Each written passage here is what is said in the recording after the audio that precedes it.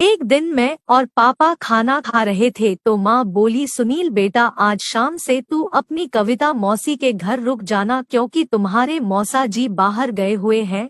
कविता घर में अकेली है और रात में उसे अकेले डर लगता है, तो तुम रात को वहीं पर सो जाना। कविता मौसी मेरी सगी मौसी नहीं है, वे मेरी माँ की पक्की सहेली है, लेकिन मैंने मना तो कर दिया क्योंकि कविता मौसी मेरे को अच्छी नहीं लगती। तो पापा ने बोला, सुनील क्या दिक्कत है, वही सो जाना, कुछ दिन की तो बात है, वैसे भी बस सोना ही तो है।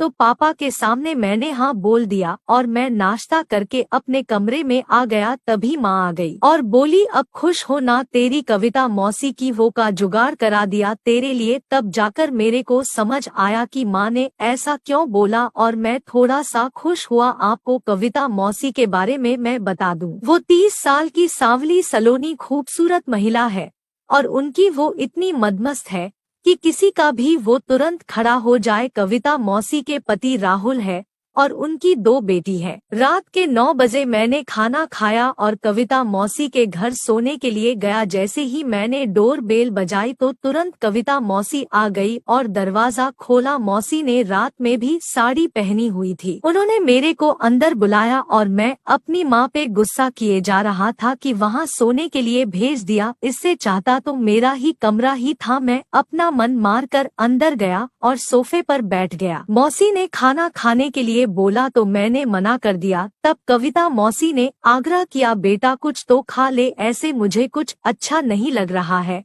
तो मैंने कहा, तो मौसी एक कॉफी पिला दीजिए। वह बोली, अभी लेकर आती हूँ, और वो टीवी का रिमोट मेरे हाथ में देकर चली गई। 10 मिनट बाद वो चाय लेकर आई और कहने लगी, तुम टीवी देखो, तब तक मैं बिस्तर लगा देती हूँ। मैं बोला ठीक है और मैं कॉफी पीने लगा। लगभग 30 मिनट बाद मौसी आकर बोली, सुनील तुम्हारा बिस्तर लगा दिया है, सोना है तो सो जाओ। मैं बोला, मौसी कुछ देर बाद सो जाऊंगा, और मैं टीवी देखने लगा। तो वो बोली ठीक है, तब तक मैं किचन साफ करके आती हूँ, और वो चली गई। टीवी देखते देखते मुझे नींद आने लगी तो मैं कविता मौसी से बोला, मैं सोने जा रहा हूँ, और जाकर बिस्तर पर लेट गया। तभी माँ का फोन आया तो मैं बोला, मैं सोने जा रहा हूँ, कल बात करते हैं।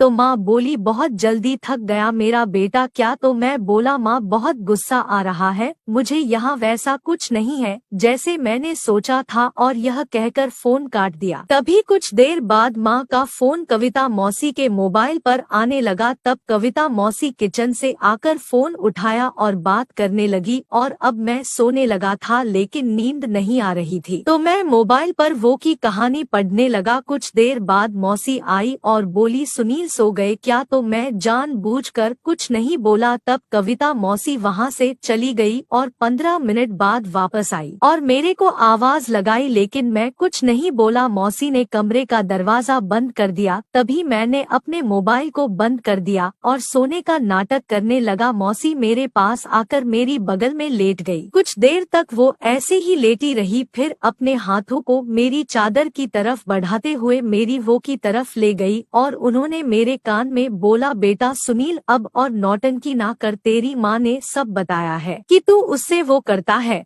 और इतना तू कहते हुए उन्होंने मेरी चादर को हटा दिया। चादर ही मैंने अपनी आंखों को खोल दिया। दोस्तों उस समय का सीन ही कुछ अलग था जो मैंने कभी सोचा ही नहीं था। कविता मौसी तो पूरा प्लान करके ही आई थी, पता नहीं उनके दिमाग में क्या चल रहा था। मैं अब सिर्फ उनको ही देख रहा था। जो कविता मौसी कुछ देर पहले सामान्य औरत लग रही थी, जब मैं ऐसे ही कुछ देर तक देखता रह गया तो मौसी बोली, क्या हुआ, अब भी अच्छी नहीं लग रही क्या? तो मैं बोला, नहीं मौसी बहुत अच्छी लग रही हो आप। उन्होंने बोला, तुम्हारी माँ ने बताया था कि रेड बहुत पसंद है तुमको, मेरे से भी अब कंट्रोल करना बहुत मुश्किल हो रहा था। तो तब कविता मौसी बोली, तुम अपनी माँ से ना बताना कि मैंने कविता मौसी को वो किया था, इसके बदले मैं तुमको एक सरप्राइज गिफ्ट दूंगी। तो मैं तैयार हो गया। मैंने उस रात में 4 बार मौसी को वो की और कविता मौसी को खुश कर दिया। और अगले दिन जब मैं घर गया तो माँ ने पूछा, बेटा रात को कोई प्रॉब्लम तो नहीं हुई? मैं ना में सिर हिलाते हुए अपने कमरे में चला गया